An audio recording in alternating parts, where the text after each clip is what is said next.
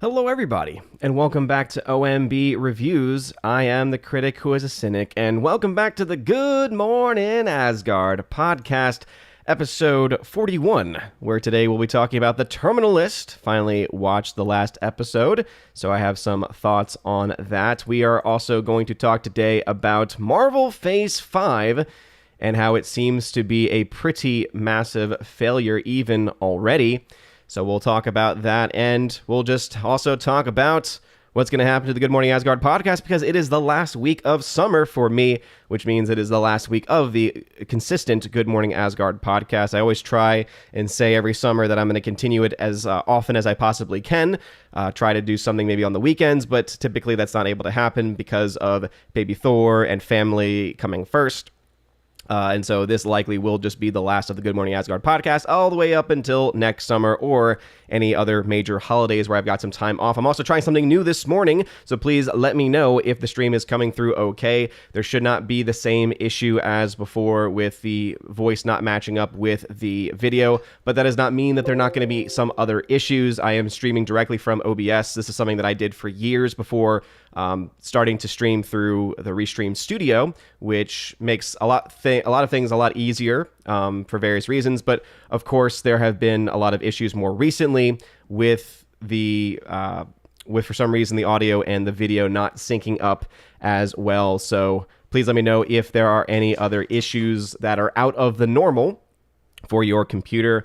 The biggest problem for me at the very least when it comes to how this setup currently is the fact that it's going to be a lot more difficult for me to be able to have the chats pop up, or at least as cleanly as they normally do. There is a little extension that I had used previously. This does make it a lot easier for me to know who a member is, so there's at least that positive to it. But it also is not nearly as clean looking, I think, personally, as the Restream Studios is. But before any further ado, please make sure you smash that like button, light up that fire button if you're watching over on Odyssey. We got JKD76 in the chat. Hail to you, good sir. He says the Terminal List was really good, but that first episode was brutal. All the episodes are quite brutal, and the last episode especially is just so well done and is on almost it's basically edge of your seat level to me, I think. By the way, I need to put Heimdall on, one of the things I forgot to do while getting this new setup. But it is definitely one where that final episode especially is edge of your seat, thrilling action, and done incredibly well. The story is also very good. I know it's adapted from a book, and I've heard good things about the book, but it is a very, very good adaptation. And it's a lot of fun. It is a lot of fun to boot. We got Hound 3000 in the chat as well. Hail to you. Segev Segal, hail to you. Thanks for being in the chat. 4K Omega Ash, what's going on? He says that he will try Terminal List. I recommend it. I definitely recommend it. I can confirm now that it is not just being praised because of Chris Pratt being in it. It is actually being praised for legitimate reasons, because it actually happens to be pretty good. Pretty good. Also, if you have a comment or question at any point, please put @Odin at the very beginning of your comment, @Odin. It lets me know that you're trying to get my attention, unless you are a member on the channel, in which case part of your perks of being a member is you don't have to tag. And that's only on the YouTube channel. All other channels, since there are not memberships, on the other channels that we are streaming to, we're live currently on D-Live, on Odyssey, on Twitter, on YouTube. Yeah. The only other problem, too, is that if anyone is watching over on D-Live, it does make it a little bit more difficult for me to be able to see their comments, because I cannot highlight them, as this is a YouTube-specific app that I'm currently using to highlight comments. We got Laura, the Modern Major General of the channel. Shorty Short, what's going on, Laura? Thank you very much for being here. Bruce, he's awake. He is awake. He is up and at him. Thank you for being here. Let's see, Segev tagged to say, trying something different this morning. No, don't eat pineapple on pizza. Don't worry. I will never commit that type of anathema sit. I will never commit that heresy. You don't have to worry about that. Segev. It's okay. It's a technical newness. It should be coming through a lot more cleanly, or it should be a little bit crisper, a little bit cleaner, depending on what you're watching on, because when you stream through OBS, you have a lot more control, and so this should be coming through 1080p 60 FPS, whereas when I stream through Restream Studio, because of just the overpriced nature of the streaming software, the streaming service that they have, it limits you to 720p unless you pay an arm and a leg. And it's like, no, thank you. That's okay. But hopefully this does work out in the long run. It'd be really awesome if the creators of this specific chat overlay could somehow also make one that could incorporate a lot of the other chats that exist out there. But it is what it is at this point. But hopefully everyone is getting the signal, Hound 3000. Let's see. Mickey Rooney. I like the way that you spelled that, Mickey Rooney. Hail the pizza. Hail to you, Mickey Rooney. Thank you very much for being in the chat. Robert Wiles, who is a member. What's going on? He says, hello, how is everyone doing this morning? Be blessed. You be blessed as well. Leslie Tharkin. What's going on, Leslie Tharkin? Says, hail to all you lovely people. Hail to you. Thanks for being a member of the channel. Hunch the Dirty Roofer. Hail to you. GMonkey76 is in the chat. Mike Jackson is in the chat as well. Hail to you. Hopefully that is not what's going on.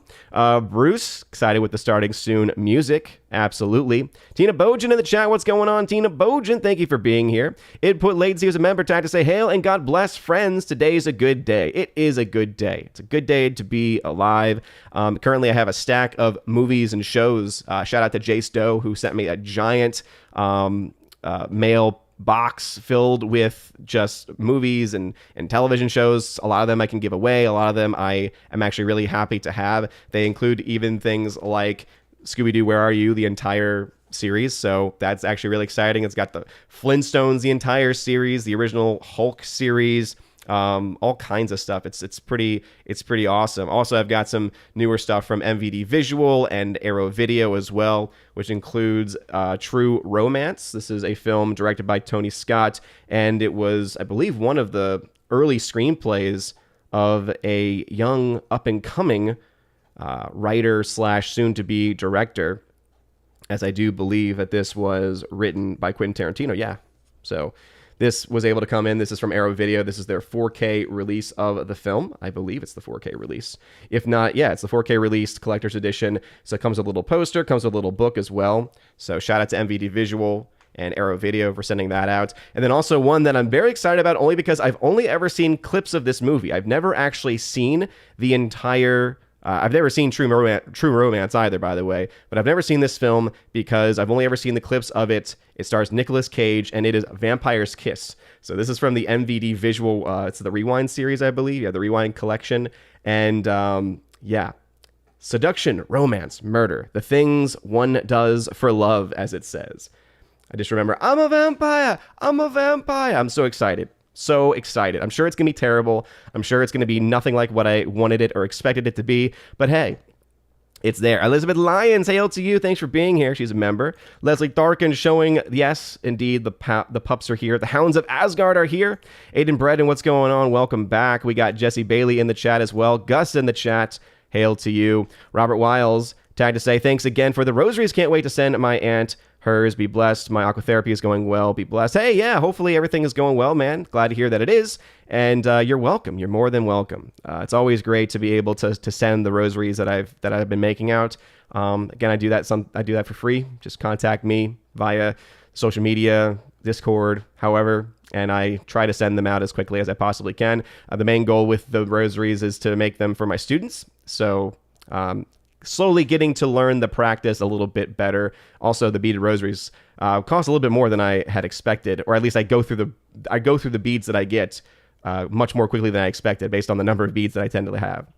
Let's see. Trio Garafa, what's going on? Hail to you. Dan Blackroyd, thank you very much for tagging. So Eternalist was way too convoluted by the end. The twists were really predictable. Shooter is maybe a better show from the same director, Antoine Fuqua, but Pratt is the better leading man. Well, Antoine Fuqua is, I believe, only an executive producer on the show. I don't know if he's the actual creator of the show or not. I remember seeing his name pop up a lot, but it was typically only listed as an executive producer. He very well could be. Let me go ahead and see if I can just confirm that real quick to see what his role is, because Antoine Fuqua is a very, very talented, very, very talented guy, very talented director. Let's see, he talks here about who stars in it. This is on IMDb. Let's see, all cast and crew. Series directed by, so it's directed by various people. So Antoine Fuqua only directed one episode. It had actually several different directors for it. As far as the writing credits are concerned, he's not a part of that. So I don't know if he's officially the showrunner or not. But cinematography, editing, production design, art direction, production management.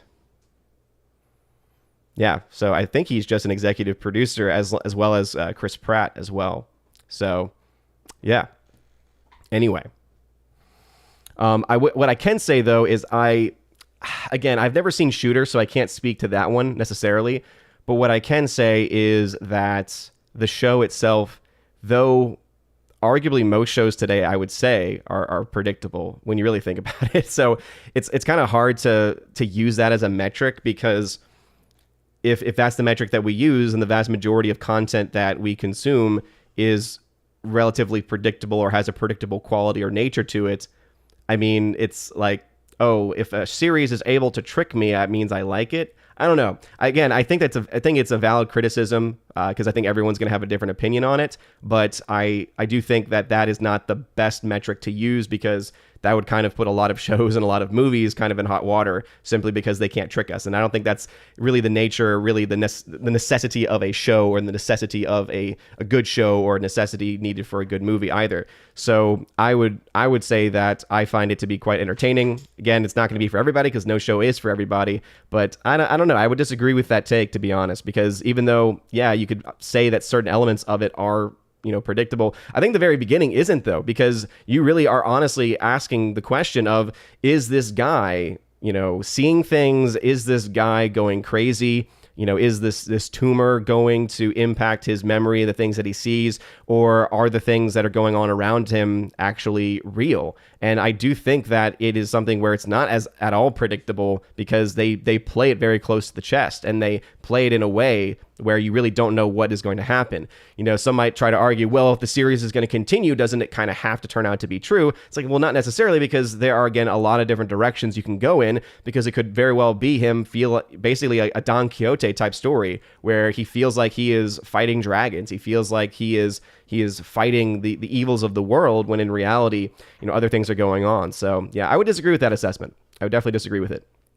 But hey, much love to you, brother. Lance Alato, what is going on? Thanks for being here. Gavin Kennedy, who is a member, hail to you. He says, good morning, Odin from northern Manitoba. My man from Manitoba, what's going on? Dan Blackroyd says, Fuqua directed the movie Shooter and produced the show version and terminal list. Okay, gotcha. So he produced this, but as I mentioned, he is an executive producer when it comes to this specific show, as well as Chris Pratt. So I wouldn't say necessarily that it's his show. Dan Blackroyd then added to say, it isn't that a show tricks us. I just found it very easy to see where the end game was. I'm not being specific to not spoil it, but the last person was easy to see all along. And I disagree, though. See, that's the thing, is that because maybe you're just smarter than me and the rest of us, Dan Blackroyd. I'm sure that there were some people that could see where the story was going and could see what was going to happen with some of the characters, some of the twists. Some of us were just going along with the ride and were just enjoying what we were seeing. And when the twist happened, we said, oh, interesting. Okay. I actually didn't really see that coming. Yeah, I could have predicted that it was a possibility, but I wouldn't say that they were so heavy-handed that they were basically telling you exactly how things were going to go out, Like, that to me is something that is worthy of criticism, versus a story where you think to yourself, oh, well, this just makes the most sense to me, So, again, I disagree. I think it's a great show. I think it's well worth seeing. Trying not to spoil too much in it, but it is what it is. Again, please make sure that you do smash that like button if you're watching on YouTube. One of the other downsides to the streaming that I'm doing, the setup that I have for the streaming right now, is that I can't see how many people are actually watching. So hopefully everyone is doing well and things are coming through swimmingly for you. So smash the like button and light up that fire button as well. Dane Galong, what is going on? Hail to you. Thank you very much for being in the chat. Boom Her is in the chat as well. Thank you very much for being here. So yeah, I guess I'll go ahead and give my official thoughts then on the Terminal List Season 1. And I'm going to try to not spoil as much as I can. I tried to use the language earlier about what's going on with the story in a way where you don't know exactly where it's going. So if I did spoil anything, I do apologize, but I was trying to be as close to the chest with it as I possibly could.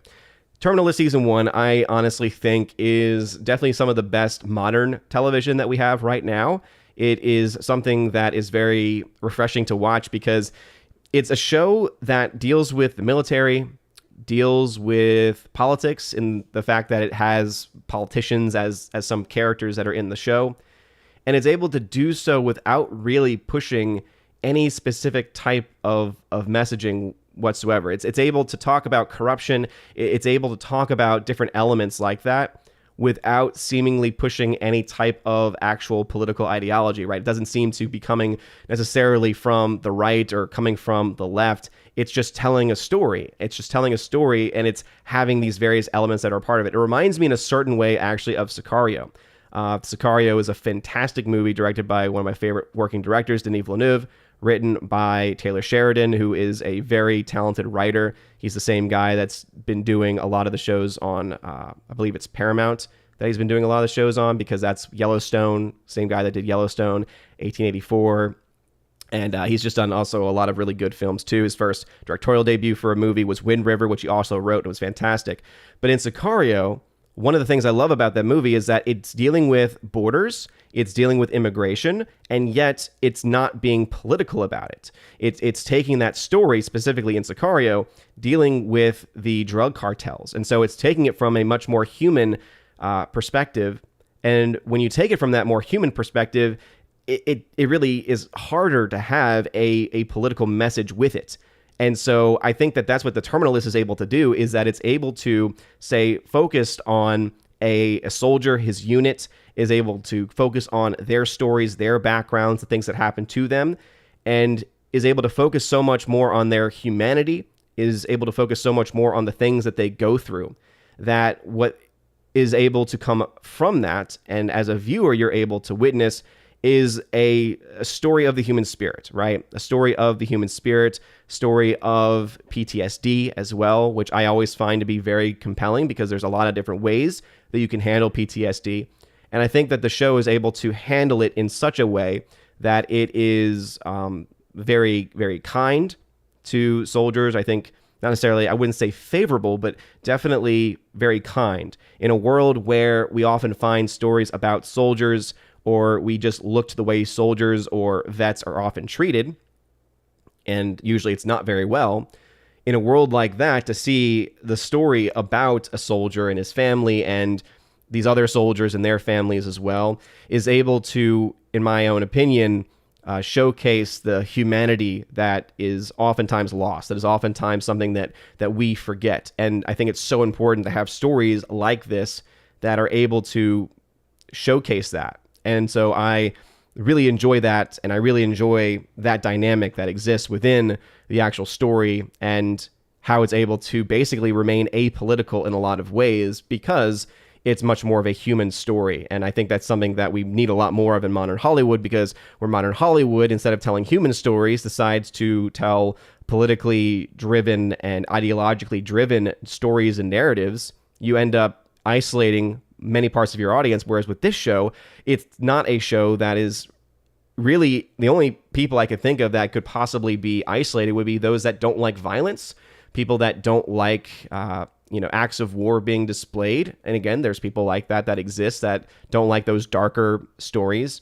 But other than that, though, which is much more of a preference than it is an actual being pushed away by the actual story itself, as you find often with the politically and ideologically charged narratives, this show instead is able to bring a lot of people in from a lot of different backgrounds and from a lot of different likes and interests, and is able to instead drive you to care about this character played by Chris Pratt, who does a very good job, probably some of the best acting that I've seen from Chris Pratt in quite a while, as far as his dramatic chops are concerned. And it is really just a very strong and powerful drama that leaves you asking questions. I think the very beginning episodes don't play their cards, don't play their hands right away. I know that Dan Blackroyd disagrees with that, but I think that if you start the show, you're going to ask a lot of questions. You're going to say, wait a minute, what is going on?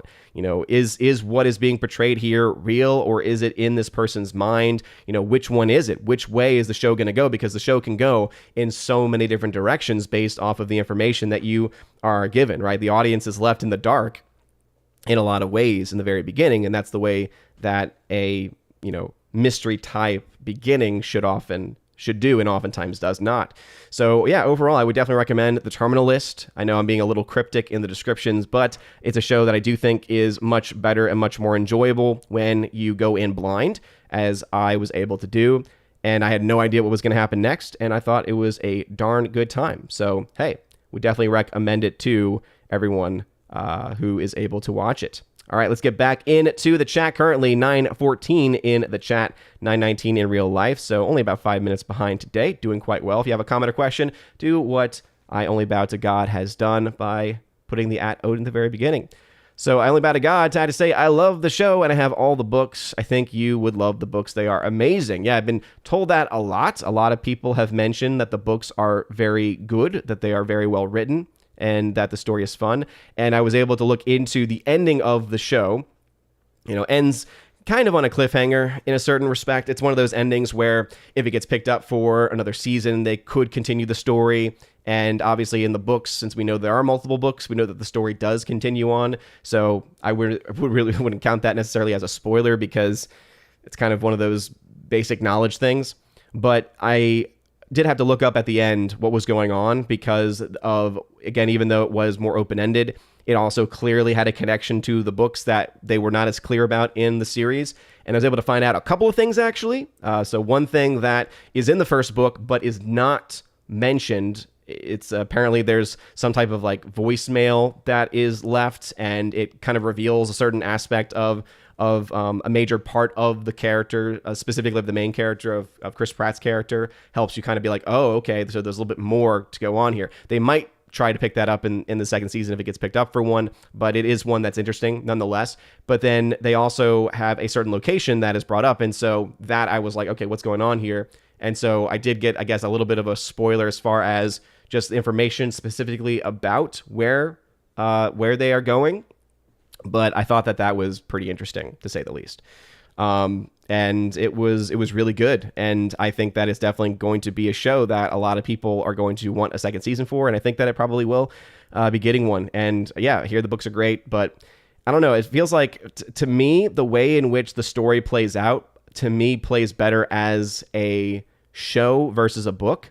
And again, I'm not trying to say that the book isn't good, because I haven't read it.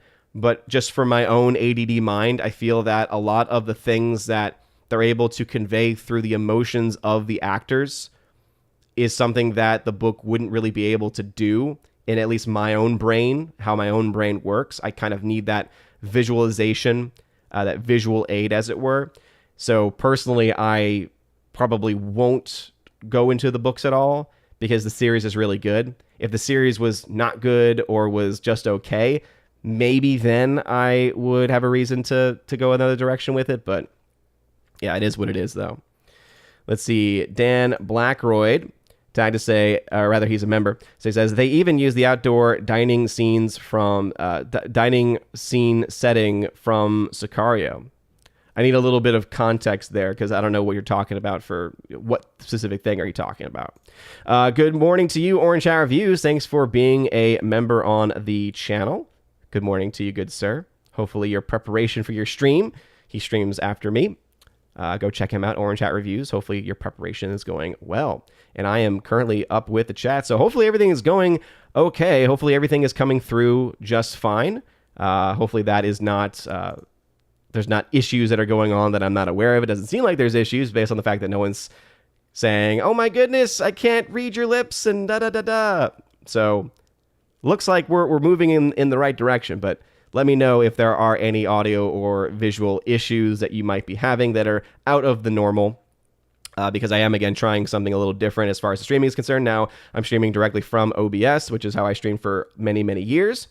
Versus streaming through Restream Studio. It does limit the things that I can do to a certain extent, but it is also hopefully a little bit more, hopefully it's a little bit more consistent, as I see Bruce's live comment there. But yeah, Terminal List, definitely would recommend, definitely think it's worth checking out, and that it is worth your time. So let's go ahead then and get things set up as people start to put some more comments in. And let's talk a little bit about some of the announcements that we got from San Diego Comic-Con about Marvel and MCU Phase 5 and the unceremonious ending of Phase 4 that happened at San Diego Comic-Con. Now, I have not seen any of the clips from San Diego Comic-Con, but I did hear that they essentially said, "Yep, it's done, it's ending," which to me is kind of interesting to say the very least. So let me see if I can get this up. Let's see. All right, so this is coming from Tech Radar. And actually, let me go ahead and put this. As I said, it's a little bit more difficult with this setup because I have to do a little bit more as far as work. All right, let's go ahead then and transition this over. Or actually, there we go. All right, so this is from Tech Radar talking about Marvel Studios announcements at San Diego Comic-Con. It says, the panel for Marvel Studios at San Diego Comic-Con was packed with new release dates, trailers, and exclusive looks at the comic book giant's future plans. Yeah, sure. It's impossible to sum it up all quickly, but the big takeaway is we're getting 2 new Avengers movies in 2025. Dang. Yeah. That's not copium at all. They're not trying to cope with anything. That is just crazy. That is nuts. I don't know why it was refreshing there. Thought that might have just been turned on. As well as that, a release date and a title for the new Captain America movie was confirmed. A release date for Blade was inked, and more details on Secret Invasion and Agatha Coven of Chaos was revealed. Also, there was news on return of Daredevil, confirmations of all-star team-up movie Thunderbolts, and a release date for Fantastic Four. Want to digest all the goings-on from Hall H? We live blog the event for you, and you can catch up with everything below. So I guess we'll go just in the order in which they mention these things. So first off, yeah, there was a trailer release for Wakanda Forever, and it's just not a very good trailer. It's not a trailer that really raises any interest, especially when it's a movie called Black Panther, Wakanda Forever. And obviously with the death of Chadwick Boseman, they are going to have to do something about, who is going to be the next Black Panther, who's going to fill those shoes. There's a lot of guesses. There's a lot of things that we can guess and gather from what they've revealed. But you have a Black Panther trailer and you don't really have Black Panther. In fact, it honestly reminded me a lot. There's another film set to come out in the next few months. If it's either this year or next year. But it's supposedly a true life story of a tribe in Africa. And it is about an all-female warrior class in this tribe. Now, I've never heard of this before, and the things that they portray in the trailer for that movie, I'm like, okay, yeah, I don't buy this whatsoever. And I couldn't help but think, okay, they seem to be doing the same exact thing for this one, right? Everything, and this is something we already know, right? This is something that Gary from Nerdrotic has coined, of course, as the MCU. And that's clearly what they're doing with Wakanda Forever as well. Not only is there no Black Panther to be seen except for the very end when you get a glimpse of the claws and someone clearly wearing the suit, but they also very, I think, purposefully don't show you enough of the bodies so that you can't say, oh, it looks like a male body, because you know what they're going to do. They're going to try to have some type of portrayal of the character where it looks like a male figure, because it probably is a male stunt person, doing the work in there. But then they're going to take the mask off and it's going to be like Shuri or something like that, right? It's going to be another push of something similar to what they did in Black Widow, right? When they decided to gender swap Taskmaster for no reason whatsoever. So, yeah, the trailer for Black Panther didn't have any Black Panther, came across as very derivative of that other film, which, again, the name of that film escapes me. I think it's The Woman King, is what Dan Blackroyd says. Yeah, basically, yeah, The Woman King. Yes. This trailer looked like it was a variation of The Woman King. That's what it looked like. If you've not seen that trailer for The Woman King, get ready to laugh, because you just look at it, you're like, yeah, I don't buy what I'm seeing. It's like based off of a true story, based off of a real tribe. It's like, is it though? How much of this is real? How much of this is actually just being, over dramatized? But that's what this trailer came across as, was let's focus just on the women of the tribe. I don't know. Again, I'm not a comics person and I don't know much about the history of Black Panther, but I could say that it is definitely a difficult thing to have a Black Panther movie without Black Panther. I'm just saying. Kind of a hard thing to do there. Kind of a hard thing to do. So, let's see. They're also going to talk here about Rings of Power, which I just don't really care at all. I just think it's really interesting. You can see exactly... Oh, man, this is hilarious. Comic-Con has been in full swing since Thursday. There have been some real highlights already. Highlights, you say. Yesterday, we got another Lord of the Rings trailer for Prime Video's Megabucks TV series, which teased a proper look at the original big bad Sauron. You can see exactly where the $465 million it cost to make the series has gone. Well, first off, I forgot or did not ever hear that it cost $465 million to create this show. Second, it's amazing to me how shill Tech Radar is being with this, because no one who's looked at this trailer has said, oh man, that production value looks really good. That's actually been one of the biggest criticisms is, wait a minute, this costume looks really bad. Or, ooh, this CGI and green screen does not look as good as it should be. If you're spending $465 million on a series, it should look impeccable. With that kind of money, you should be able to fly your entire cast and crew to different locations and have on-location shooting. There's no excuse not to be able to have that when you're spending $465 million on a show. So that's more disgusting than anything else. John Wick 4, oh man, that trailer was great. Shazam! Fury of the Gods. Shazam continues to be the only thing from the DCEU that I have any interest in whatsoever and seems to have any value to it whatsoever. I still stand by that the first Shazam is the best DCEU film by a long shot. It's the most entertaining. It's the most rewatchable. All the other ones are just blah, are just artificial looking nonsense. This show actually looks and feels, rather this movie looks and feels good. Haven't seen the new Black Adam trailer, but I've heard that there might be a couple things in there. Let's see, Deadpool announcement.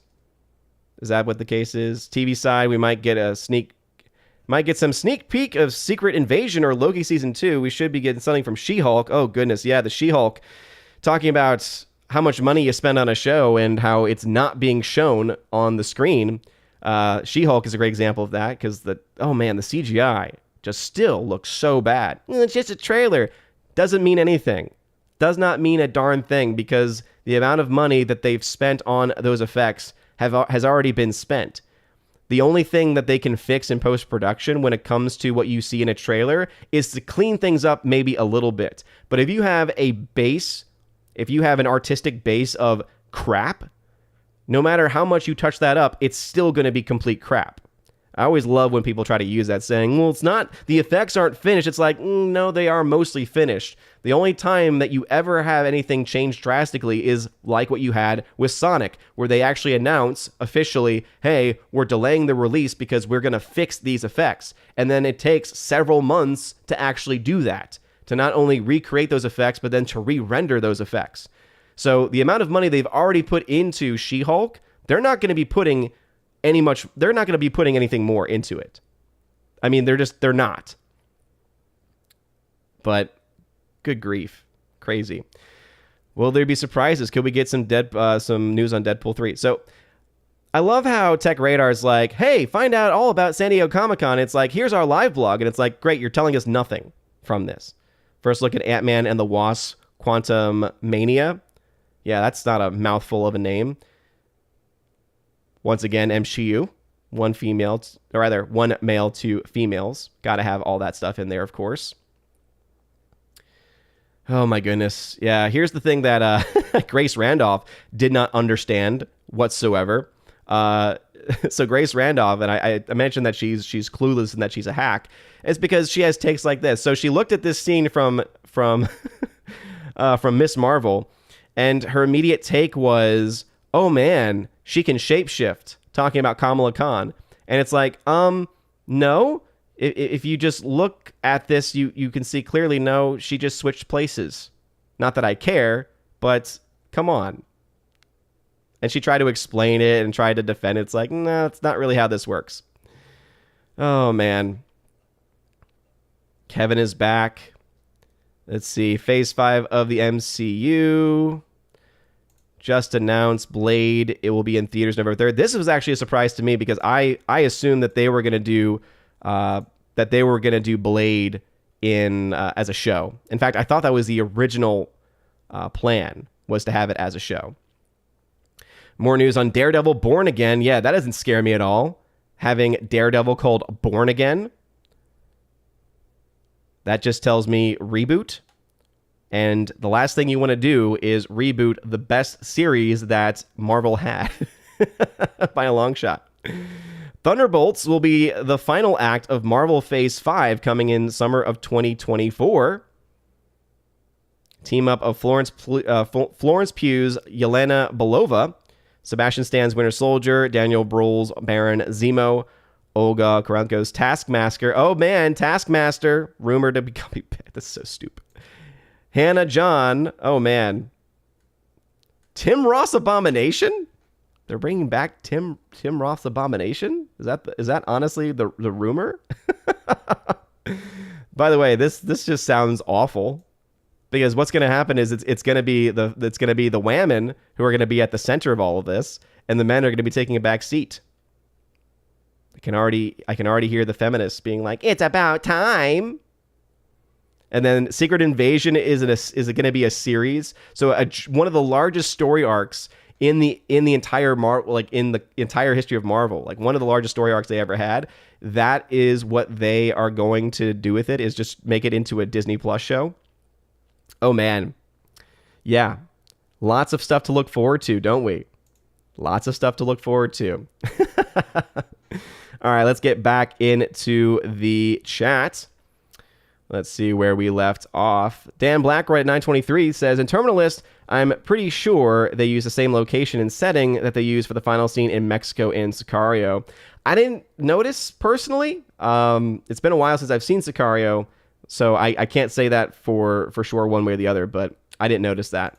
Orange Chat says, oh, I am prepared. Deep dive into one of my favorite Stallone films. Nice. Very cool. Bruce says lip sync is 5x5. Hopefully that means it's okay. JKD-Buck76, hail to you, good sir. He is a member. Tagged to say, you don't look like a kung fu movie. Everything is as smooth as silk. Very good. Very good. Glad to hear it. It's, I guess, what happens when you stream directly through OBS instead of going through a browser service. Oh, man. But I am glad to hear that. Definitely glad to hear it. Input latency says, everything seems fine on my end, just a slow start mentally for me, so not terribly chatty. Hey, no problem at all, input latency. Totally understand what that is like. Over on Odyssey, hail to you. Jacques Lesuave over on Odyssey says, so what are we going to call them in 2025? The Shevengers or the Avengers? I just like Gary's MCU because it triggers a lot of people. I remember I mentioned it in a video, and there was an MCU stan, a Marvel stan in the comments who said, oh my goodness, I can't believe that this guy actually said MCU. How stupid is that? It's like, it's true. Robert Wiles tagged to say, news about a new fake leg I'm trying to get. It's much more information. Try to put in the chat, DM me information so I can send you information without making it real hard to read. Again, Robert, I appreciate you always being very open and straightforward and honest. But you don't have to. You don't have to. It's okay. We're talking about movies, pop culture, stuff like that. Input Latency, who's a member, says, I always forget that there are people who actually care about the MCU these days. Yes, the Marvel stans, they are a force to be reckoned with. They can cause havoc in a comment section. Adam Ledgeway, what's going on? Orange Hat Reviews, a member, says, there was only one scene in that trailer that had Black Panther in it. Yep. And it was barely anything at all.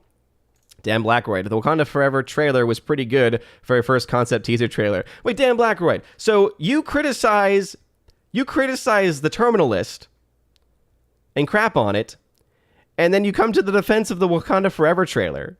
Bruh, get your priorities straight. Seriously. Yeah, The Woman King. Thank you for at least pulling that movie out of thin air for me.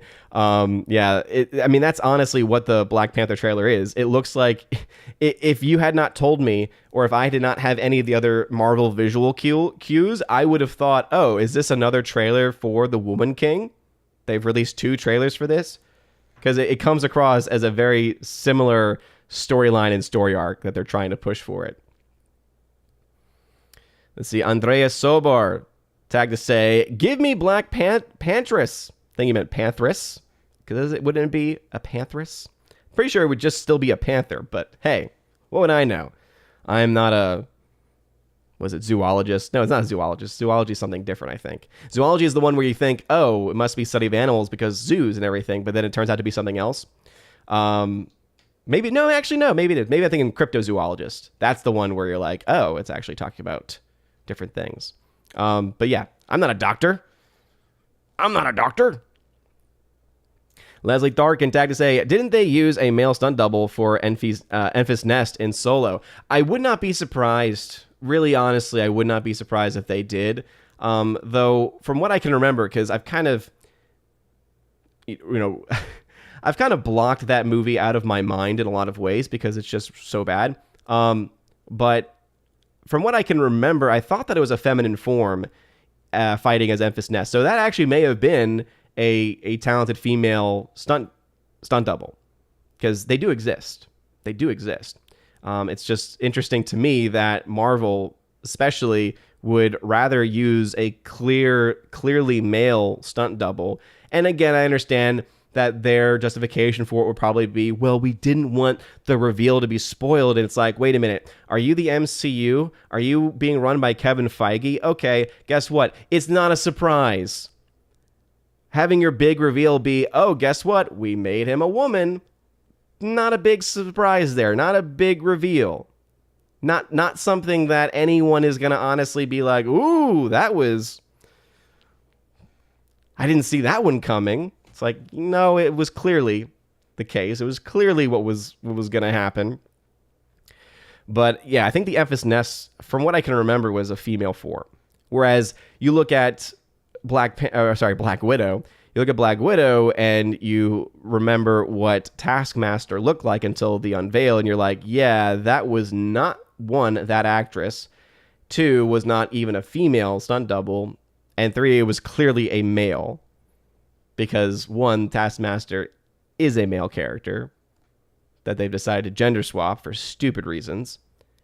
So the fact that they're even bringing that up as being a potential character for Thunderbolts is so stupid. That's just so stupid.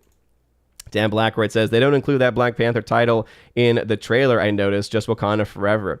Yeah, I mean, I only watched it once because I had no desire to watch it again because it's just not good. So not surprised by that whatsoever, though, because even though it clearly is Black Panther 2, they're going to want to focus more so on Wakanda. But by doing so, with Chadwick Boseman being gone, with the King being gone, what does that mean? Their focus has to go on, all of the female characters instead. So it's gonna be turned into a giant female story. Again, this is what we know is coming from and has been coming from and will continue to be coming from the MCU in the future, is any movie that does have a male character, that male character is going to be, for instance, we already have, we mentioned going through the shill piece from Tech Radar. We mentioned that there was first, images coming out for Ant-Man 3, Quantumania.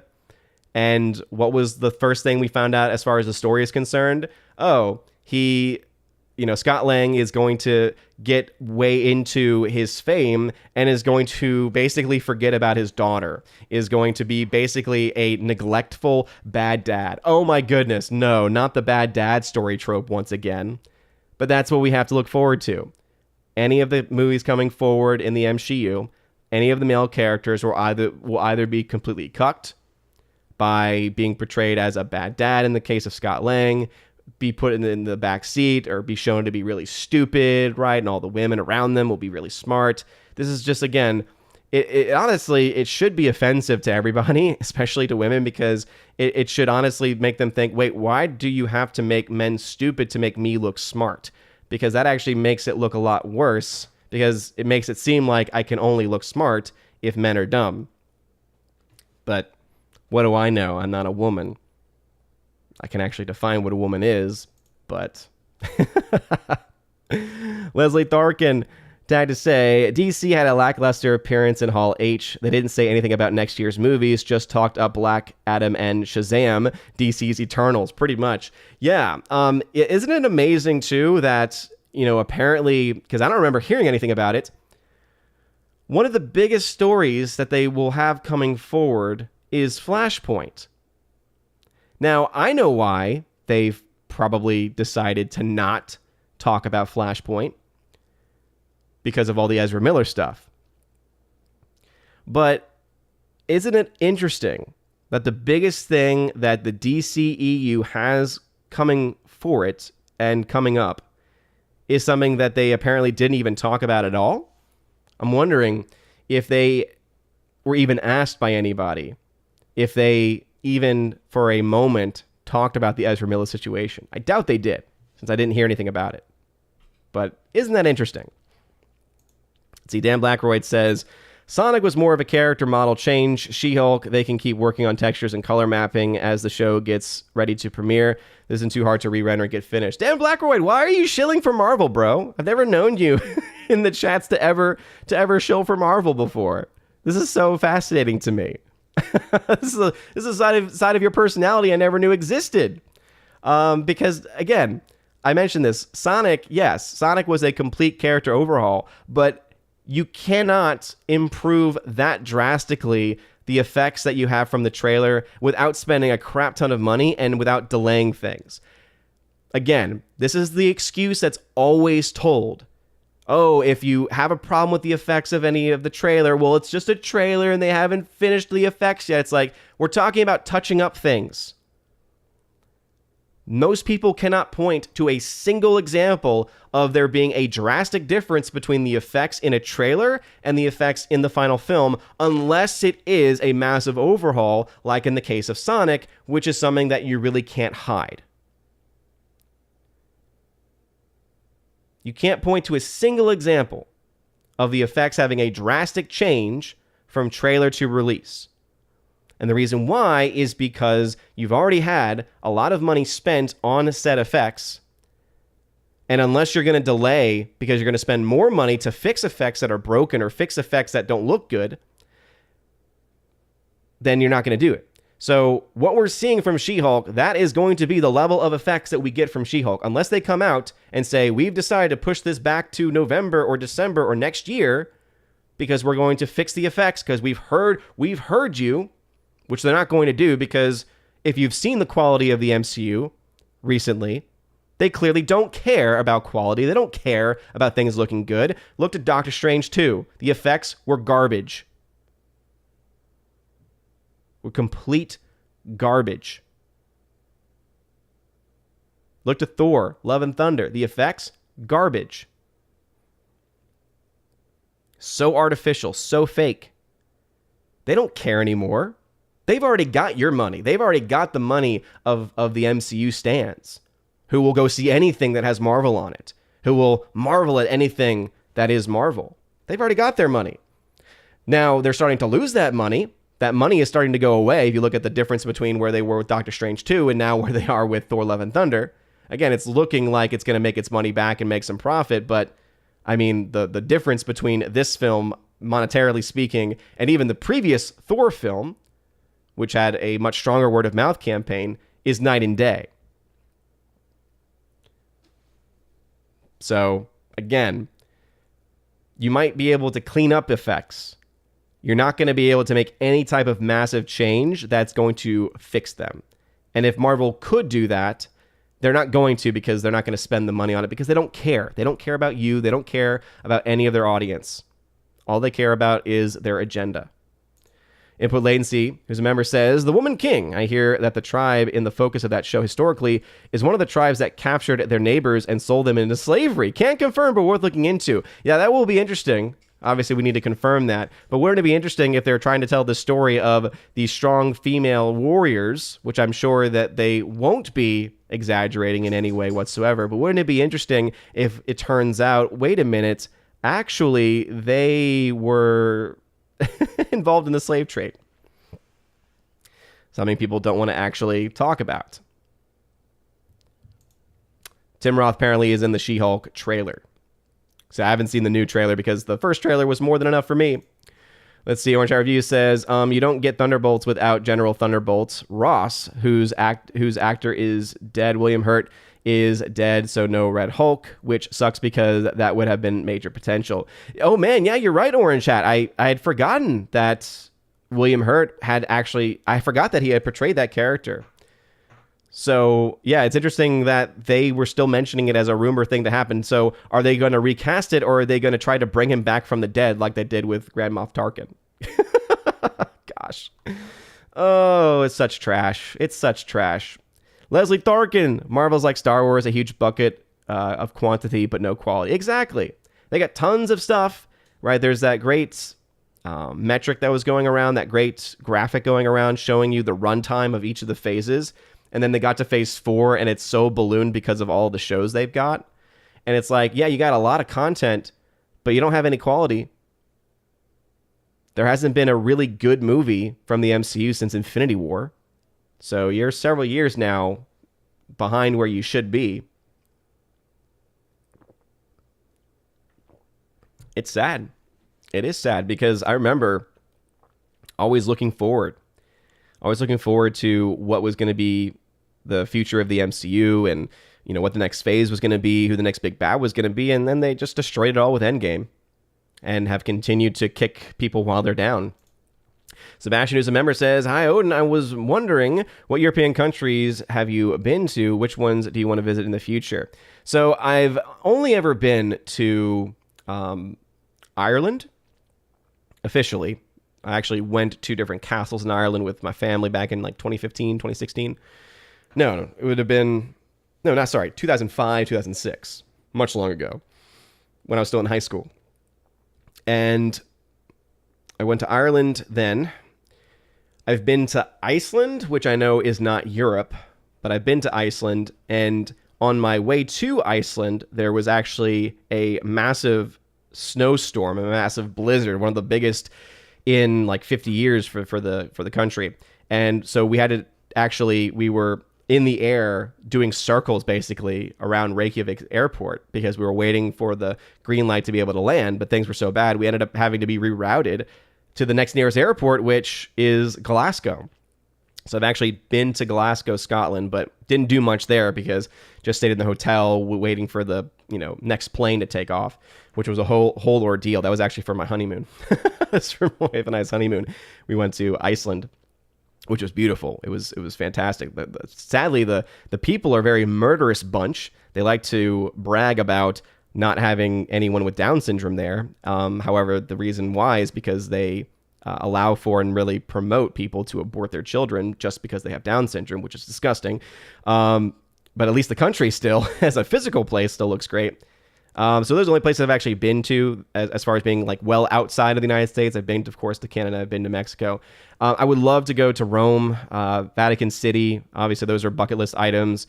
And I'm sure there's other places in Europe that I would enjoy going to, but I'd probably go on more so for like a actual like religious pilgrimage more so than anything else. Don't worry, I'm taking care of the bot. There we go. The bot's been taken care of. Again, YouTube, you suck. Doesn't make any sense whatsoever. Alice McCarthy tagged to say, "Howdy, Odin, how's it going? How's Thor? About to start my 2-hour work because I have outpatient physical therapy later." Well, hopefully, physical therapy is still going well for you. Hopefully that is the case. Over on Odyssey, Jacques Lesoif says, "So with the Woman King coming out in September and Marvel's Black Women the movie coming out in November, is it this generation's Armageddon versus Deep Impact?" How dare you even bring up those classic films in the same sentence as this new trash that's going to be coming out from Marvel. I do appreciate, though, that historical tie-in. Let's see, Sebastian, who's a member, says, is Thor Love and Thunder a good example of where the director got way too much creative control? I think so, yeah. Because that is the biggest criticism that I have for Love and Thunder, is that the ego of Taika Waititi is completely on full display. It's clearly his movie. There's no denial of that fact. It's just amazing to me, though, that Marvel and Kevin Feige would even let him have that level of control, because they are so much more controlling on almost every other project. I guess it's because if they work with certain directors, my assumption is that they looked at what he did with Ragnarok and said, hey, Ragnarok made a lot of money, had a lot of really good word of mouth. People seem to like your humor for the most part. So, let's get some more of that. And then I think now they're realizing, oh, wait a minute. You can't let Taika just go off on a rampage, because it's not going to end up looking well. Sebastian says, how about White Panther? I'm waiting for RK Outpost to confirm the release date of that. Dan Blackroyd, who's a member, says, I crapped on the Terminal List. I don't remember that. I said it was predictable and easy to see the end game. I thought it was a great show for the first 3 episodes. Jai Courtney was a better end. You went after some key elements of the actual story itself, so I would say crapped on. Glad you liked the show after that, but I would still say that. Sebastian, who's a member, says, did The Rock get booed at San Diego Comic-Con for something he said? I don't know. I really didn't and haven't been watching San Diego Comic-Con. I've been watching a lot of people's coverage of it. Let's see, G-Man, thank you very much for the $5 super chat, saying, which Phase 5 project are you most excited for? My favorite Marvel movie is always the next one. Oh, it just reminds me of Az's video. I'm sure that a lot of y'all have already seen Az's video, but he made one about a couple weeks ago at this point, and it was just like a generic, oh man, have you seen the newest MCU movie? I've seen the newest MCU movie, and it's amazing because it's an MCU movie, and just like consume. It was fantastic. Yeah, so the quick answer to that is obviously none. I'm not really looking forward to any of them, because some people have mentioned, offhand, they've mentioned things such as, oh, well, hey, at least we know that we're getting Daredevil again, right? We're getting some more Daredevil. And it's like, yeah, it's called Daredevil Reboot, basically. Why would I have any faith in their ability to actually tell a good story whatsoever? Why would I care about that? Why would I want that? Yes, they have Charlie Cox coming back, but are we honestly going to pretend like it's going to be well done and that they're somehow going to know exactly what to do? I don't. So really, yeah, there's nothing. Some mentioned Guardians 3, and it's like Guardians 2 wasn't good. Guardians 2 was a huge letdown. The first Guardian still holds up, it's still really strong, but Guardians 2, I have not wanted to rewatch that movie. I have no interest, to be honest.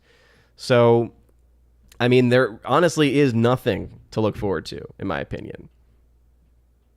I mean, again, even people might say, yeah, but what about Blade? That's new, right? Mahershala Ali is a talented actor. Yes, but do you honestly think it's going to be better than the OG Wesley Snipes Blade? I don't. Sebastian says, the one upcoming Marvel movie that might catch my interest is Blade. Do you have any faith in that? So yeah, just kind of continuing off of that, Sebastian. No, I don't. I really, really don't.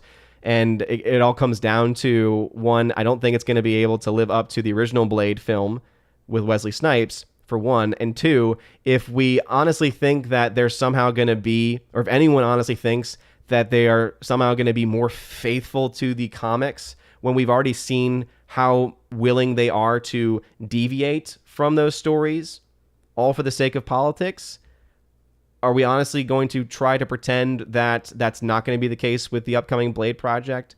You can have the most talented actor as that character. You could even say Wesley Snipes is going to be involved in some way to try and, push the member berries in there. But at the end of the day, you still have a Kevin Feige run production, Kevin Feige run Marvel, and the dude has lost it. The dude has lost that touch. He has clearly lost the vision. And I think a lot of people would even be critical of the vision he had in the first place. But I would argue that there were some good films that came out during those early years, especially up through Infinity War. There were definitely some hit or miss films. There were some decent films. There were some bad films. Captain Marvel being a great example of a bad film. But Infinity War was still really good. But then Endgame came out, and let's just say that Endgame kind of destroyed it and officially set the new standard that they have not really been able to, they've not been able to get anywhere close to the Infinity War standard. Jim 1 had to say, so fans were already telling Marvel they were fatigued in Phase 4. Disney's answer is to drop 12 projects in 18 months for Phase 5. I think more casual audiences will stop watching. I do too. Notice also how much more focus they are putting on their streaming service. That, of course, is where a lot of the money is. So it makes sense for them to do that. But it also means that in many ways they are foregoing, one could say foregoing, one could also say ceding ground in the theatrical. Because all the projects that they announced for their theatrical releases, I don't really see which one of those is going to be able to right the ship, economically speaking. The only one that I think has any potential, and I've mentioned this previously on other streams, is Black Panther, actually. As critical as I am of the Wakanda Forever trailer because it's not very good, we have to still admit that the audience will likely still show up for that film domestically. I don't think the number is going to be as impressive internationally. The first film even wasn't that impressive internationally either. But getting to almost $700 million domestically as one of the highest grossing domestic releases for the MCU is Black Panther is a feat that I think is not necessarily, I don't think it's going to get matched. I don't think it's going to match the same levels that the first film got, financially speaking. But I do think that it's going to actually be a lot bigger than what some people might suspect it to be.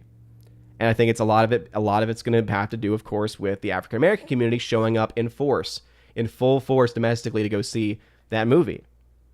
And if you remember back from the first Black Panther movie, you had entire church groups going to see Black Panther. Again, a weird thing for a church group to go see, but we know that when it comes to the African American community, there's a lot of strength within their community through their faith groups, specifically. And so it makes a lot of sense that that would be where a large portion of the money for that film will probably come from. So I behoove anybody who is looking forward to the continued dropping off of these films from the MCU to be wary of that one. But other than that one film, for that specific reason, I don't see another film that's going to be able to show itself to be a financially viable option. You know, I don't see it. Again, YouTube, you are trash. How are these bots able to have any interaction with my chat when there is a subscriber only mode and none of these channels have ever subscribed to the channel? Ridiculous.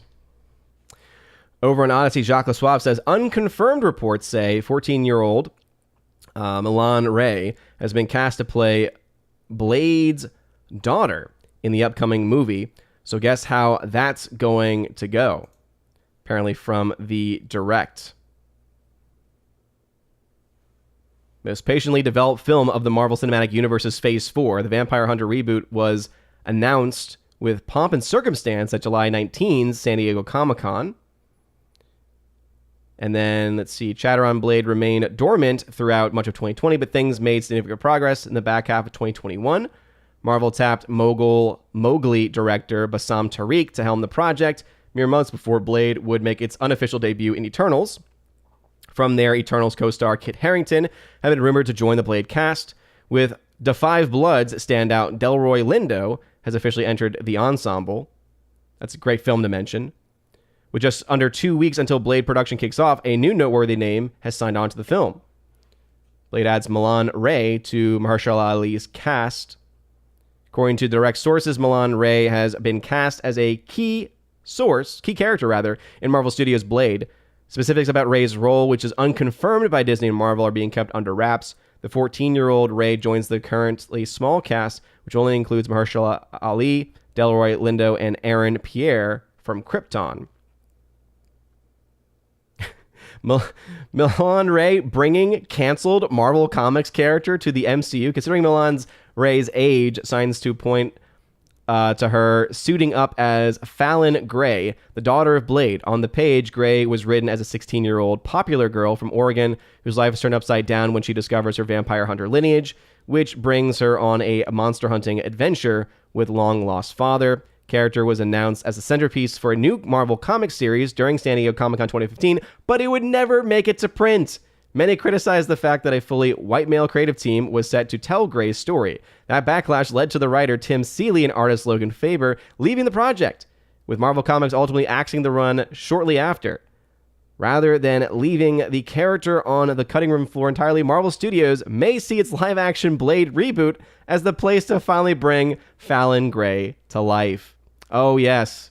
And I'm sure that she will then become the main character, and everyone who was excited for Blade is going to say, wait a minute, why is this now a Fallon Gray movie?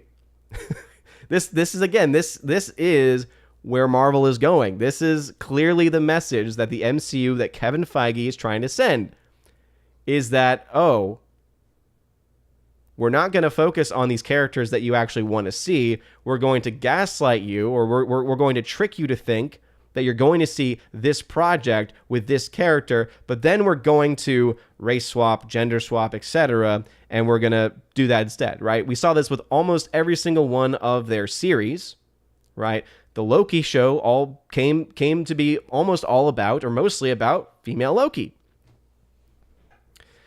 We had the other series, of course, where instead of it being an actual show about Hawkeye, it ended up being a show about Kate Bishop. But they couldn't rightly have called the show Kate Bishop because then people probably wouldn't have cared and wouldn't have watched it. Probably rightly so. I do find it quite interesting that they've actually blatantly said, yeah, we're going to have an Ironheart series. The big question for that series, for me at least, is, yeah, well, who are they going to, more specifically, who are they going to bring into that show to raise eyes? I would not be surprised, you can quote me now, I would not be surprised if they throw a boatload of money at Robert Downey Jr. to come back to prop up Riri Williams. You can quote me. I think that that's going to happen. Sebastian, hail to you. He says, is Elon Musk still buying Twitter? I think so. Right now, there's a lawsuit going on between the two sides over, Elon's claiming that they have lied about the number of bots, and either have lied about the number of bots or at the very least are not giving information and data that would help him be able to show one way or the other. They're now claiming, of course, on the other side that he's just trying to get out of the deal. So he'll either be forced by a court to buy Twitter, which is hilarious to me, seeing how much they were kicking and screaming before the deal even got put together, for one, or one side will or the deal will go, the deal will cease to exist, but one or the other will have to pay $1 billion fee because there's a $1 billion cancellation fee. Brian Barth, what's going on? Welcome back to the chat. Gavin Kennedy, who is a member, says, wait, he's going to become a bad dad that goes against the first movie where he wanted to be a great dad. I actually like the first one. The second one, I can't remember anything in it. Well, yeah, the second Ant-Man film just had a really terrible villain. Happened to be a female villain. That just wasn't very well written, and the actress overacted to an insane degree. And yeah, it goes against everything from what Scott Lang's character has been brought as. Now they're going to try to say, well, it's a character development, right? Because he's being a better father, but fame is going to push him off of that track. And it's like, no, just stop. There's no need for you to continue to perpetuate this nonstop attack against dads, against fathers, trying to portray bad dads and bad fathers. Another reason why I like The Terminal List is that it actually shows you a good father. Sebastian says, have you seen the Amsterdam trailer? The cast is insane. I've not seen it. Have not actually heard anything about that. Eric Wynn, what's going on? Welcome back, good sir. Hey, yeah. I know what those letters mean. I really wish I had an FSSP I wish I had either an FSSP or an SSPX, to be honest, or Institute of Christ the King, or any of those dedicated communities to the traditional rite in my area. Unfortunately, I don't. I have a Dawson Latin Mass that I'm able to go to. The unfortunate thing, though, is that it's not what I wish it to be. Let's just say I miss the Archdiocese of New Orleans, which is where I'm originally from, because they also have a Dawson church, but it's a Dawson church that does it right. Their primary masses are TLMs. So they offer both rites, but the TLM is their primary. It's known to be the Latin Mass church. It's known to be the Latin Mass, like the Latin Mass community is very, very strong there. We have a strong Latin Mass community here in Chattanooga as well. It's just unfortunate that we don't really have the same type of dedication, really because of time. Unfortunately, there are not enough priests in our area to be able to have like a full-time, full-force Latin Mass community. So it has been growing, though. Dan Blackroyd, sorry if you got hurt by my comments. I was offering inside knowledge from an animator standpoint, shilling, just letting you know what is easily possible in the world of VFX. Sonic as a direct example is not a good comparison. But then, again, Dan Blackroyd, that is why I brought up, give me an example then of what you're talking about, of a film actually, or a visual effects actually looking better, like by an actual large degree, from a trailer to a movie, without it being an example. So no, it's still a good example. You may not like it, but it is still a good example, right? So what I'm trying to say is that the only time you see a drastic change between the effects given in a trailer versus the effects in the final product, the only time you see a drastic change is like in the case of Sonic, where you had a complete overhaul of that character. Complete overhaul of that character. If you're trying to say that, well, what I'm trying to argue is that it's different as far as the character being designed is different than the actual rendering of the effects, okay? But once again, I'm giving you an example of the only time that you've ever seen something where it's visually different, and in this case with Sonic, visually better, is in a drastic case like that. Whereas there's no example that anyone can seem to point to of there being a drastic difference between the visual effects in a trailer and the final result. Again, you might be able to, as an effects artist, be able to say, well, I see the difference. Yes, I'm sure that many visual effects artists could probably see the difference between a trailer and an actual movie. The vast majority of people, though, most people's eyes who don't have that type of training are not going to see any difference whatsoever, which means there is no real difference whatsoever, which means the bad effects in She-Hulk are not going to be fixed. The bad effects in She-Hulk are going to be the same exact bad effects in the actual show itself. That's what I'm saying. I thought I was clear on that, but apparently not. Leslie Tharkin tagged to say, no, they didn't mention Miller or Hurd. Maybe they quietly shelved their movies or put them on stream on HBO Plus. HBO Max. They went HBO Max. They decided not to go Plus with that one. The studio will lose money due to controversies surrounding these two. Oh, absolutely. Absolutely. I mean, think about the Flash movie for a second. The Flash movie did not have a lot of ground to stand on already. It's the same writer of Birds of Prey. Not off to a good start there. You then look to the film, not really... I mean, honestly, think about how much has actually been done in that film. You don't really hear a lot about it, which to me is actually more of a bad sign, because some would say, well, you're not hearing much about it. Maybe that means that there's not as much drama on set. But the thing is, there is a lot of drama when it comes to the actors themselves and their personal lives, especially when it comes to Ezra Miller in this specific case with this specific film. So yeah, where exactly is that going to go? Where exactly is that going to end up? It wasn't, again, it didn't get a good start. It was not on very solid ground at the very beginning. It was not on very solid ground in the very beginning. And now it's on even less ground. Now it's even more of a sandy foundation. Sebastian says, to paraphrase Quentin Tarantino from an interview with Bill Maher, ideology trumps everything these days. Yeah. Yep. He is a man who, though don't agree with him on a lot of things, at least can make comments like that make a lot of sense. Dan Blackroyd says, yes, I agree the possibility to do it, and actuality, they will do it is very different. It's just very possible and quite easy. Again, Dan Blackroyd, as I mentioned, give me an example of a film's trailer or even a show's trailer where the visual effects were noticeably different, were infinitely better from trailer to final product without a massive overhaul like in the case of Sonic. If it's that simple, then you should be able to come up with a pretty simple example. Gus, tag to say, I'm willing to be wrong on that one, but no one can give me a clear example unless it's been a major overhaul. Let's see. Gus, tag to say, I believe that the Terminal List has the same effect as Top Gun and Maverick, a good solid time, but if they were around in the glory days of entertainment, they wouldn't be as praised. Enjoyed both of them. I would disagree to a certain extent, only because I think don't agree as much with the mention of Top Gun Maverick. I think Top Gun Maverick on its own is a really well done movie. So I would argue that Top Gun Maverick would have held up. I think Top Gun Maverick would still be a major success. Would it be as successful? I think that there's an argument to be made, or at the very least a debate to be had on that point.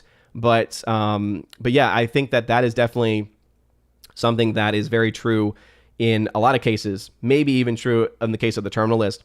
But to be honest, I would say Terminal List actually, even itself, is not necessarily the best example of that, because it's also a pretty solid show. The one that I go to, because I remember mentioning it before, speaking of Chris Pratt, is the reaction that a lot of people gave to the Tomorrow War. A lot of people were like, Tomorrow War, it's not woke. And that was their only justification. That was their only defense. And there are a lot of other shows and movies that have been given that treatment, saying, well, it's not woke, and so I'm going to praise it. It's like, nah, that doesn't make it good. Just because something's not woke, right? It's not a good metric. It's not a good metric to have. That is an example, though. Anything that fits that category is an example of something that, if things weren't as bad, it would get torn to shreds, or it would just be ignored. It wouldn't be as well praised. But that's a very, specific example. Mickey Rooney says, come to Spain. Maybe. There's some pretty churches in Spain. Lots of pretty churches in Spain. Sebastian says, has wokeness affected British movies as well? I don't watch enough British movies to be able to say one way or the other, but it wouldn't surprise me. Orange Review says, what is Less Than Blunder's current earnings right now?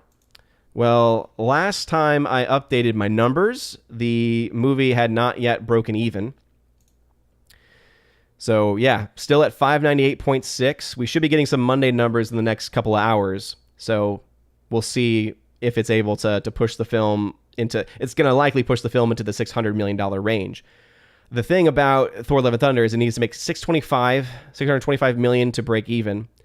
And right now, the way it's pacing and the way it's slowing down, even in the midst of not having a lot of competition, is not a very good sign, right? That's the biggest problem that it has, is that it's having relatively high drops, but it's also having those drops in the midst of not a lot of competition up against it. So I think that could spell some trouble. I think that $700 million as a cap is likely. I could see this film ending between 7 and 750, which would be about $100+ million less than where the last Thor film, specifically Ragnarok, ended up. And then we obviously can tell that would be about a $200 million difference between this movie and between Doctor Strange 2. And again, I go back to say, someone needs to just think to themselves, okay, how am I going to, or how could I, if I could go back in time, sorry, again, this freaking bot is back, took care of it. So if I could go back in time and I could think to myself, okay, which of these two movies is going to be more successful? Is it going to be Doctor Strange 2, or is it going to be Thor: Love and Thunder? I think the vast majority of people, right, if we went back before the release of Spider-Man No Way Home, right, just looking forward, looking ahead, the vast majority of people, if not all people, would have said, oh, Thor: Love and Thunder has a lot more potential. Even if you have issues with Taika Waititi or had issues with Taika Waititi even before this movie, you would have looked at those two movies and you would have said, no, Thor: Love and Thunder has a lot more potential here. There's a lot of stuff going for Thor: Love and Thunder as far as the actors that are in the film, coming off of a very successful film in Thor Ragnarok. You're looking at that and you're thinking, okay, there's a lot of potential here. And yet, you're looking at a movie that's going to be coming in $200 million or so underneath Doctor Strange 2. Not a good sign. Not a good sign. Leslie Tharkin says, yes, The Rock got booed when he said Black Adam could beat Superman. Oh, dang. Oh, dang. Sebastian, is it likely that Joe Rogan will be a guest on FNT in the future? It'd be awesome, in my opinion. I doubt it, simply because he has his own show. I mean, he's only been on Tim Pool's show maybe once or twice, and not for very long, because he has his own show. So, no. I don't think so. Be cool. Be awesome. I'm sure that we're going to work towards it, but just my guess. And it's more so because of time and not so because of much else. Let's see. Sebastian says, Wesley Snipes is a legit martial artist, which is a big reason why he was awesome as Blade and could do a lot of the fight scenes. Yes, and again, I will give a slight defense to Marshall Ali. I think he's a very talented actor, and I think he would be the type of actor that would be willing to learn how to do some of his own stunts, or at least a lot of his own stunts. So I don't think that's going to be necessarily the problem. I think it has a lot more to do with the fact that the writers are not going to probably allow his character the same type of opportunities that Wesley Snipes was allowed. So Wesley Snipes coming in as an actual martial artist is different, right? Because that means the writers are going to say, okay, we can do a lot more with this character because this actor already has all of these, sorry, my little pups, they're sleeping, and now they're sleep boofing, as I call it, which is just sleep barking. And it's the cutest thing ever. Anyway. So, with that being said, it's a very different mindset for a writer to say, okay, I have this actor coming in to do this character. It means that I can do a lot more things with this character that I couldn't do with somebody else who maybe doesn't have that kind of training. I don't know of any martial arts training specifically for Mahershala Ali, so I imagine, though, that the writer going into that film would say, okay, he's not very, very well trained. He can probably learn a little bit of it, right? He can probably learn different things about it. But he's going to be a little bit more limited in what he can actually do in his actual capacity. Let's see. Judah Khan, what's going on? Hail and good morning. What's going on, good sir? Thanks for being here. Sebastian says, I'm so convinced that Christian Bale is not a fan of Thor 4. It wouldn't surprise me. I'm actually surprised that he would do a Marvel film. Just doesn't seem like the type. I bet he got a pretty large paycheck. Orange Reviews, Delroy Lindo has been cast in Blade. Yeah, they just race swapped Whistler Blade's helper. Probably. Would not be surprised. It's kind of their MO. G-Man tried to say Kevin Feige should be replaced by Kevin Smith. Smith is a huge comic book nerd. Yes. I appreciate your trolling, G-Man. He's a huge nerd. He's a huge nerd. Because we all know that is not going to be enough, right? Kevin Feige before, at the very least, had the capacity to make, or at the very least be a producer of, and allow for good stories to be told, or at the very least entertaining stories to be told. He used to have that capacity, right? Now, not so much.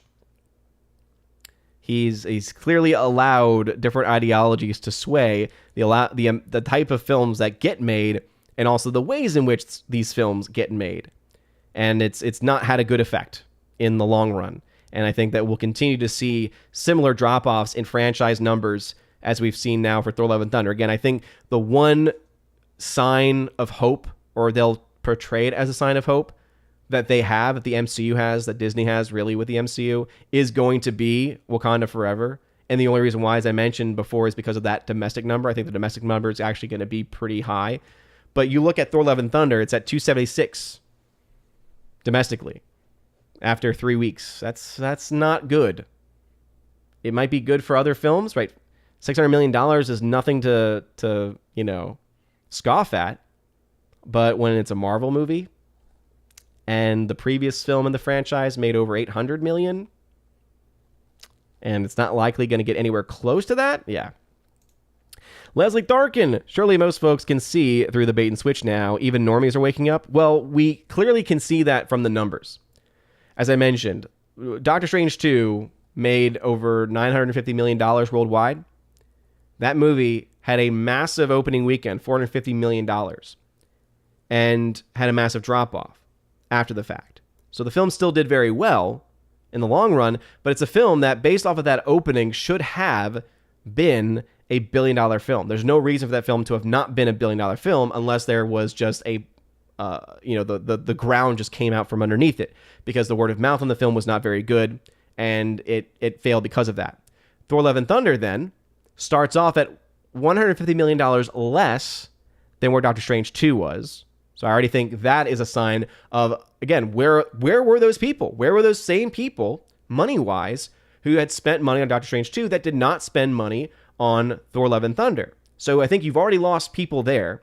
Then you also then look to the massive drop-off from week 1 to week 2, 68%. That's one of the highest drop-offs in the MCU's history. There's no real good excuse for it other than the word of mouth being bad, right? They love to bring up Black Widow, saying, well, Black Widow had a drop-off because of the day-and-date release model. And the only legitimate one that they bring up is the Spider-Man No Way Home one, because, yes, holidays do make a difference. So, yeah, you had a massive drop-off in its second weekend because of that holiday, because that was during Christmas. And even though it did better over the holiday weekend than they thought it was going to do, because people still go to the theater on and during holidays, it still was a massive enough drop for it to still percentage-wise be one of the highest drop-offs. But then you go immediately to that third weekend and it goes right back up, you know? And so you can look to those movies and you can look to see, okay, these are films that people actually wanted to see. Word of mouth clearly has a major impact on these films' bottom line down the road. And something also that people often forget. I always love when people come into the comment section and try to say, well, you know, I've been told that this is how you actually are supposed to calculate box office numbers, etc. I love when people give me their own methodologies and everything. And here's the thing, and I mentioned this too, if they are coming from a good place, right, if they're not trying to come across in a certain respect, normally it's like nice back and forth, it's a good conversation. But sometimes there's people that come in that are just like, trying to be rude, or they're coming across as rude, and it's just like, yeah, it's not good. But some people oftentimes don't understand that the numbers that I give, the projections that I give, are actually on the very generous side. And I say that because I would highly recommend people go check out Valiant Renegade. Valiant Renegade, great channel. Been really cool to actually see him grow. He started early 2021. He's already at 11,000 subscribers, so good job, dude. And he's done a lot of box office stuff like I have. And he has his own different take and different perspective on it. He has a great video that he put out about a week ago, and it's how the box office works, like how studios make money. And he breaks down his own methodology and where he gets his data from. And it's pretty reliable data. He actually goes to a 10K. So you know how we have different tax documents that we have to file as individuals. Well, giant corporations have to also file tax documents as well. And so he actually goes into the AMC 10K file, the 10K tax document, and is able to show you how much money they spend, how much money AMC spends in rental cost versus how much money they get in ticket cost. And it ends up being around 50% or so that it ends up being roughly a 50-50 split domestically, and then about a 60-40 split, 60 going to the studio when it comes to the international numbers. Now, I do think that there's still flaws with it because that does not necessarily indicate how things work week to week. That's just the end result. Because when it comes to bookers in a theater, having worked at a theater, I know that oftentimes a film's initial release domestically has a higher return for theaters, or rather, a higher return for studios, because that's when they're going to make the most money. And that's one of the reasons why popcorn soft drinks cost so much. He does kind of downplay that a little bit. I definitely disagree with that. Just again, having actually seen how the business side of the theater actually works, talking to senior managers, talking to a general manager whose job is to financially run that theater. So I already know that that is something, at the very least, that's how it was prior to the pandemic. Pandemic could have easily changed a lot of that. And I like how he brings up how a lot of these deals are changing and a lot of these returns are changing because of the rise of streaming services. That all being said, his numbers would indicate then that a studio has to make a lot more than the numbers that I would give in order to break even, is the main point of what I'm trying to say. So if you look at the numbers that I give, it's actually much more on the generous side. So the fact that you have these movies falling off from either the previous films in the franchise or the previous Marvel film, in the case of Thor: Love and Thunder versus Doctor Strange 2, that to me already shows you that they're losing audience members. They're losing audience. They're not growing. And in order for the MCU, I mean, they're talking about end of phase 4, beginning of phase 5, and going on to 6. if they're going to want to exist that long, if they're going to want to continue, they have to grow. And they've reached a point where their growth has just stagnated. Over on Odyssey, Jacques Lesoif says, it was more than when The Rock was asked who'd win in a fight. He said it depends on who's playing Superman, a still sore wound for Cavill fans. Okay. So less to do with him saying that he would win in a fight against Superman and more boost probably because he seemed to indicate that Henry Cavill not being Superman anymore or something like that. Could be. Let's see. Input latency tag say, I don't hate the idea of Iron Man's daughter taking up the mantle in a similar way to Batman Beyond, but I have zero confidence in the writers at Marvel, whether comics shows or not. Well, that's the thing, though, is Ironheart is not his daughter. It's Riri Williams. So, I would... yeah. It'd be interesting if they were doing his daughter, but they're not going to. It's going to be Riri Williams.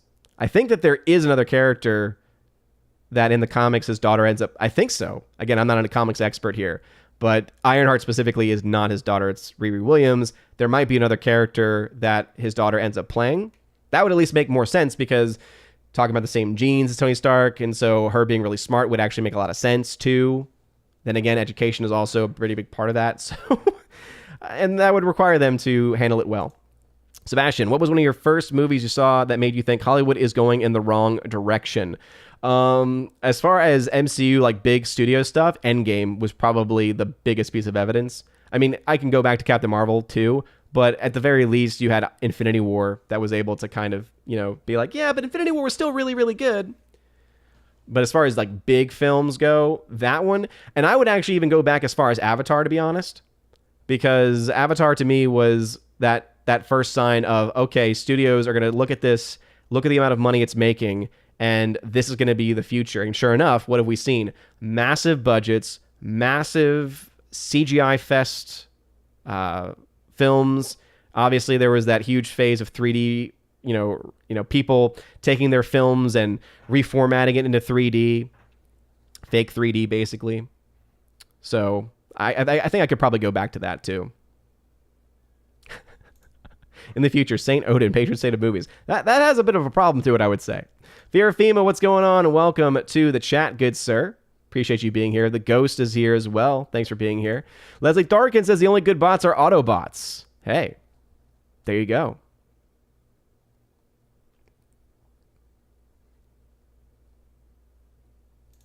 So G-Man's getting involved in this. I didn't say that it was impossible. I did not say that it was physically impossible to do so. I'm simply saying that the studios don't do it. That they don't put forward that money. That the effect, again, I don't know how much I have to say this. All I'm saying is that the effects in the trailer do not change all that much to the visual eye, to the visible eye, from trailer to movie. Except in the cases like Sonic, where you have a massive overhaul. And all I asked was, give me an example of something happening that does not fit that criteria. And again, people cannot give me an example. Would love to have one, but people cannot give me an actual clear example. That's not me saying it's impossible. What I'm saying is that the studios don't spend any extra money to fix effects, even if there are complaints, unless it's a situation like Sonic. That's all I'm saying. Joey Horn, what's going on, good sir? Yeah, happy feast day of St. Anne and St. Joachim, the mother and father of the Blessed Virgin Mary. Absolutely. Yeah, the only one on the calendar is St. Anne, but typically, traditionally, St. Joachim is also put there as well. Input latency. I don't know what the purpose of these bots even is. Like, the link is so absurdly suspicious, I can't fathom anyone actually going after seeing a spam bot in a YouTube stream chat. I think it's probably because there must be some level of person who casually could click on a link by accident. There must be. Again, why would you spend the money? I'm sure it doesn't cost all that much, but you have to obviously spend the money to create a system that is able to infiltrate YouTube to the point of being able to get past their, the fact that they're able to get past my subscriber only mode is clear evidence that there must be some amount of time and evidence or some amount of time and money put behind these projects, put behind these fake accounts in order to get through and then able to also to spam. And my guess then is that there must be then some evidence to suggest that they, because they're spamming it, are able to get people to maybe misclick. Like if someone's trying to report it, they could click on the link by accident. So there must be enough people that either are clicking it by accident or anything else. All right, we are at time today, so let me try and get through as many of these comments as I can. Gus, have a good one, good sir. Thanks for being here. Let's see. Input Latency says, according to Joey Horn, it's the Feast of St. Anne. Mind giving a quick explanation of St. Anne's story for those of us who aren't as well read? So hopefully that was the explanation. So she is the mother of Mary, mother of Christ, and St. Joachim is Mary's father. David L. It's always interesting watching the charts on the numbers as they develop. Dr. Wanda and Thor both trend under the projected channel, showing the negative view of the film as time goes on. Yeah, Az did a great video, actually. He did a box office video for Thor Love and Thunder, and one of the things that he actually pointed out was the fact that it indeed was underneath where the actual projections were. And that's one of the features of the numbers that I don't spend as much time on, but it is actually a pretty interesting one to say the least. Let me see if I can switch over, to the news view for a second. So as you can see, right, this line here is where the film is. This up here, the shaded area, is where it was projected to go. So yeah, as you can see, that's quite a bit of difference here, right? That's quite a bit of a difference. So yeah, so just to help read this is saying the range of where it would be by the 24th of July.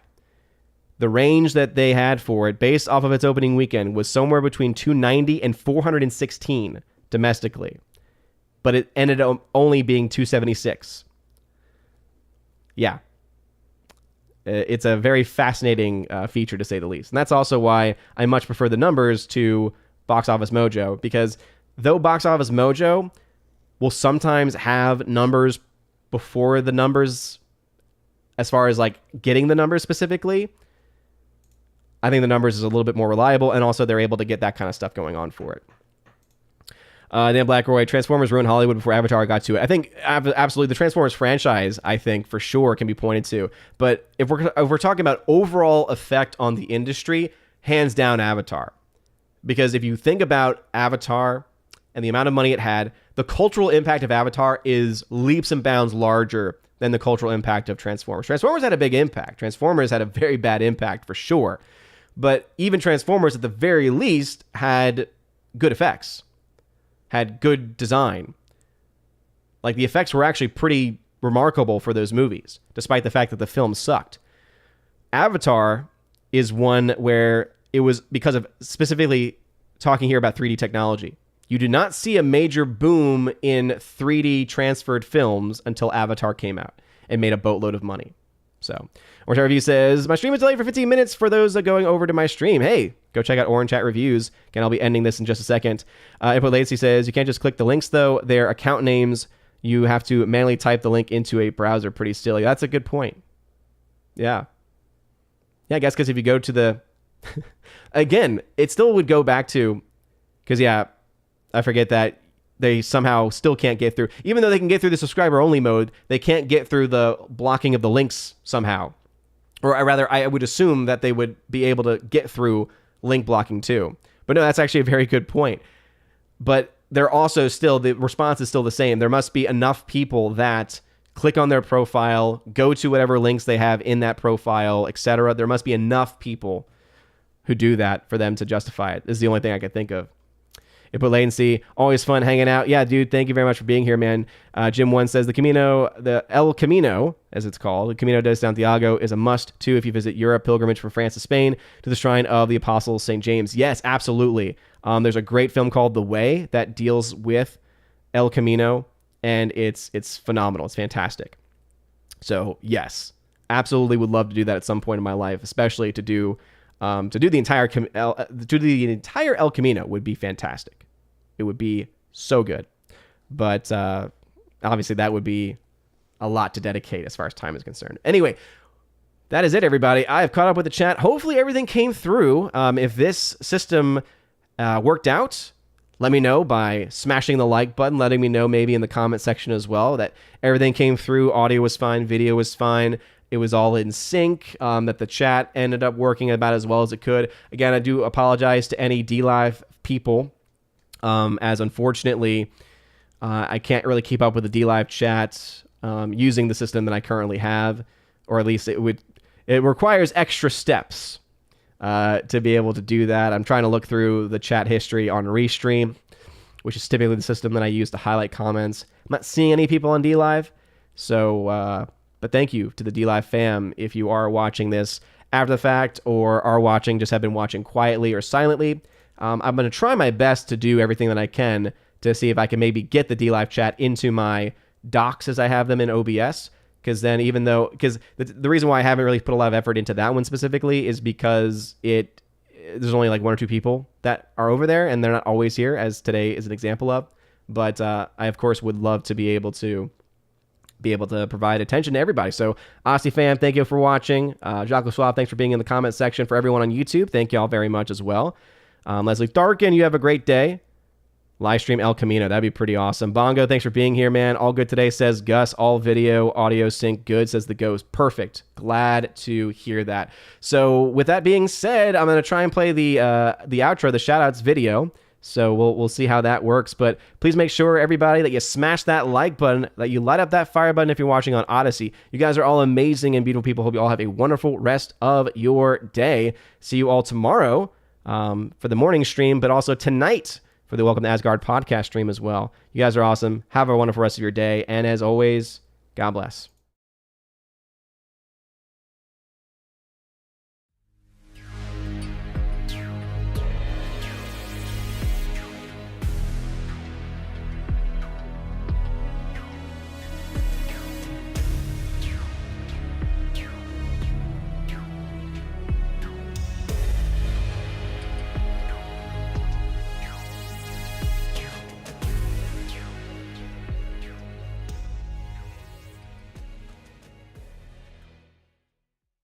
And now for a huge special shout out to my July Patreon Subscribe Star and Locals members at the Keeper of the Bifrost level and above. First starting off with Brandon, let's go Brandon, Chris from the 80s, who you can check out over on YouTube, Garrett Searles, Heimir Ari Hymason, Jeff Toon, Joe Horn, Jonathan Carney, Laura, the Modern Major General Story, Father, Luca Illick, Orange Hat Reviews, who you can also check out over on his YouTube channel as well. Congrats on recently getting to 1,000 subscribers. Rosetta Allen, who you can also find on YouTube as well. Stan Andrian and Miss Martin Muses, who also has her own YouTube channel. Thank you all very much for supporting me over on the platform of Patreon. We also have my Subscribe Star members, Matt317, Storm Tracker, The R, Fast Reaction, John B, Mr. Roy, Glinzer, J. Alice McCarthy Jr., shout out to you, good sir, and continue that awesome recovery that you are doing.